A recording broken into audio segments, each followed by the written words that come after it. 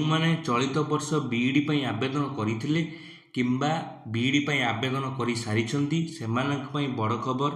SAMS Odisha website ଦ୍ୱାରା ବର୍ତ୍ତମାନ B.Ed ସମ୍ପର୍କିତ ସମସ୍ତ ସୂଚନା ଜାରି କରାଯାଇଛି।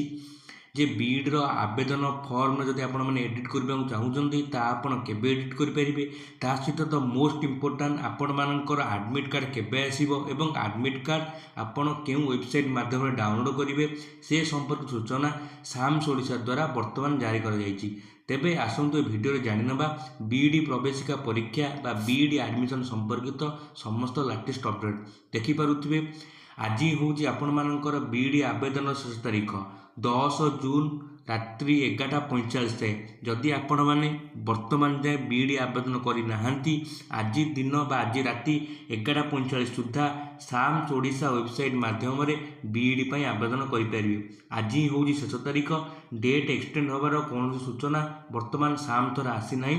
ତେଣୁ ଆପଣମାନେ ଆଜି ରାତି 11:45 ସୁଦ୍ଧା ସାମ୍ସ ଓଡ଼ିଶା ୱେବସାଇଟ୍ ମାଧ୍ୟମରେ ବିଇଡ଼ି ପାଇଁ ଆବେଦନ କରିନିଅନ୍ତୁ।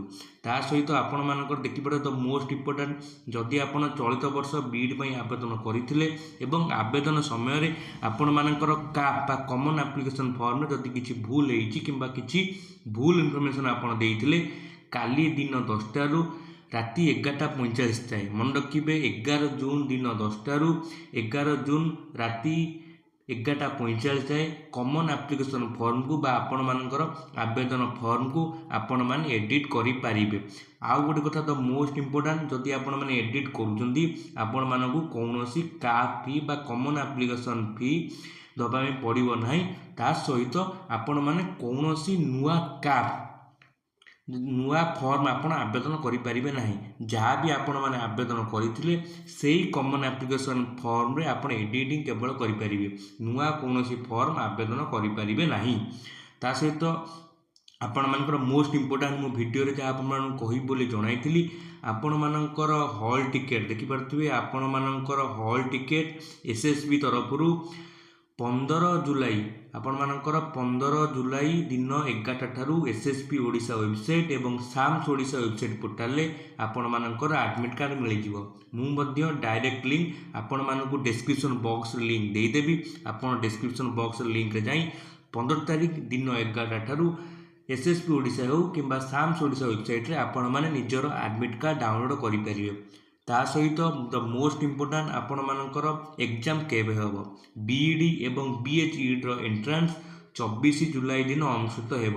ଆପଣମାନଙ୍କର ଆଡ଼ମିଟ୍ କାର୍ଡ଼ ଆସିବ 15 ଜୁଲାଇ ଏବଂ ବିଇଡ଼ି ଏବଂ ବିଏଚ୍ଇଡ଼ି ଯେଉଁମାନଙ୍କର ଏକ୍ଜାମ୍ ଆବେଦନ କରିଥିଲେ ସେମାନଙ୍କର ଏକ୍ଜାମ୍ 24 ଜୁଲାଇରେ ଅନୁଷ୍ଠିତ ହେବ। ତା ସହିତ ଆପଣମାନଙ୍କର ଯେଉଁମାନେ ଏମ୍ଇଡ଼ି ପାଇଁ ଆବେଦନ କରିଥିଲେ ସେମାନଙ୍କର 25 ଜୁଲାଇ।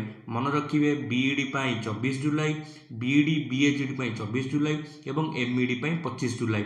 ତା ସହିତ ଯେତେ ଆପଣମାନେ ଆବେଦନ କରିବେ ଏବଂ ଏଡ଼ିଟ୍ କରିସାରିଲା ପରେ ଆପଣମାନଙ୍କର ଆଡ଼ମିଟ୍ କାର୍ଡ଼ ଆସିଯିବ ଏବଂ ଆଡ଼ମିଟ୍ କାର୍ଡ଼ ଆସିସାରିଲା ପରେ ଆପଣମାନଙ୍କର ପରୀକ୍ଷା ମଧ୍ୟ 24 ଜୁଲାଇ ଏବଂ 25 ଜୁଲାଇରେ ହେଇଯିବ। ତା ସହିତ ଆପଣମାନଙ୍କ ଏକ୍ଜାମ୍ ଦେଇସାରିଲା ପରେ ଓକାକ୍ ଯେ ପରୀକ୍ଷା କଣ୍ଡକ୍ଟ କରେ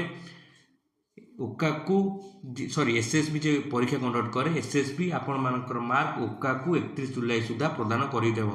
ତା ସହିତ ଆଉ ଗୋଟେ ମୋଷ୍ଟ ଇମ୍ପୋର୍ଟାଣ୍ଟ ବହୁତ ପିଲାଙ୍କର ବର୍ତ୍ତମାନ ଯାଏ ଗ୍ରାଜୁଏସନ୍ ମାର୍କ ଆସିନଥିବ। ଯେଉଁମାନଙ୍କର ଗ୍ରାଜୁଏସନ୍ ମାର୍କ ଆସିନି କିମ୍ବା ଆବେଦନ ବେଳେ ସେମାନେ ଅପଲୋଡ଼ କରିନାହାନ୍ତି ସେମାନେ ନିଜର ଗ୍ରାଜୁଏସନ୍ ମାର୍କ ବା ଇକ୍ୱିଭାଲେଣ୍ଟ ମାର୍କ ଆଉ ଆପଣମାନେ ଆବେଦନ କରିସାରିଲା ପରେ ଆପଣଙ୍କର ଚଏସ୍ ଲକିଂ ଆପଣମାନେ କେଉଁ କଲେଜ ଦେବା ପାଇଁ ଚାହୁଁଛନ୍ତି ଆପଣମାନଙ୍କ ଚଏସ୍ ଲକିଂ 15 ଜୁଲାଇ 2024 ଦିନ 10ଟା ଠାରୁ 22 ଜୁଲାଇ ରାତି 11:45 ପର୍ଯ୍ୟନ୍ତ ଆପଣମାନେ ନିଜର ଅପସନ୍ ବା ଆପଣ ନିଜର ଗ୍ରାଜୁଏସନ୍ ମାର୍କ ଦେଇପାରିବେ। ଏଇଟା ମନେ ରଖନ୍ତୁ, ଏଇଟା କେବେ ବି ଭୁଲିବେ ନାହିଁ। ଆପଣ ନିଜର ଗ୍ରାଜୁଏସନ୍ ମାର୍କ ହେଉ କିମ୍ବା ଆପଣଙ୍କର ଚଏସ୍ ଲକିଂ ଆପଣ 15 ଜୁଲାଇ ଦିନ 10ଟା ଠାରୁ 22 ଜୁଲାଇ ରାତି 11:45 ପର୍ଯ୍ୟନ୍ତ ଆପଣ ନିଜର ଡାଟା ସାମ୍ସ ଓଡ଼ିଶା ୱେବସାଇଟ୍ ମାଧ୍ୟମରେ ନିଜର ଡାଟା ପ୍ରଦାନ କରିପାରିବେ ଏବଂ ଆପଣମାନଙ୍କର ରେଜଲ୍ଟ କେବେ ବାହାରିବ, ଆପଣମାନଙ୍କର ସିଟ୍ କେବେ ଆସିବ ସେଇଟା ଆପଣଙ୍କର ପରବର୍ତ୍ତୀ ନୋଟିସ୍ ମାଧ୍ୟମରେ ଆପଣମାନଙ୍କୁ ଜଣାଇ ଦିଆଯିବ। ଧନ୍ୟବାଦ। ଆଶା କରେ ଭିଡ଼ିଓଟି ଆପଣମାନଙ୍କୁ ଭଲ ଲାଗିଥିବ। ଯଦି ଭିଡ଼ିଓଟି ଭଲ ଲାଗିଛି ଆମ ଚ୍ୟାନେଲକୁ ସବସ୍କ୍ରାଇବ୍ କରିଦିଅନ୍ତୁ। ଧନ୍ୟବାଦ।